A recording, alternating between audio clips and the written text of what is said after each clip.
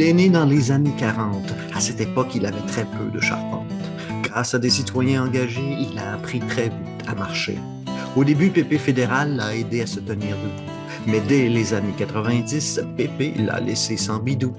Il est allé alors rejoindre sa gouverne-maman, qui, elle, a repris le berceau vaillamment. Après des années à lutter en soi pour un toit, maintenant il se reconnaît bien en sol québécois. C'est là qu'il a enfin trouvé un accès logis. Il a grandi fièrement, mais non sans souci. Car pour bien prendre soin de lui de façon certaine, il est devenu difficile de trouver des anges gardiennes.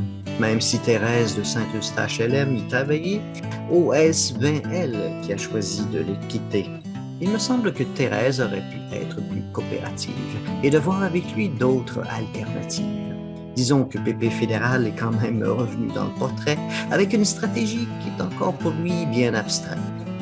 Heureusement, dans l'adolescence, il a pris beaucoup d'assurance. Oui, d'ailleurs, trop d'assurance qui dépasse même son endurance, tellement qu'il a augmenté de beaucoup sa déprime. Son regroupement de parents tente de lui faire un régime, mais c'est difficile de s'en sortir intact. Là-haut, on envisage même la cyberattaque. Mais comme tout ado, il traverse une crise qui cependant le terrorise. Il est face à beaucoup de questions, introspection, indigestion et rénoviction.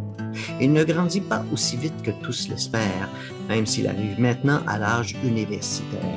Se loger pendant ses études est devenu de vraies olympiades. Heureusement qu'il a réussi à rejoindre l'utile avec ses camarades. Mais il a quand même l'impression qu'on le garde malade, car lors de son bilan de santé, son cœur battait fort la chamade. Il faudra bien qu'il passe au travers, espérons que cette crise n'est que passagère, qu'il retrouvera enfin son éclat et qu'il aura une belle fin comme au cinéma.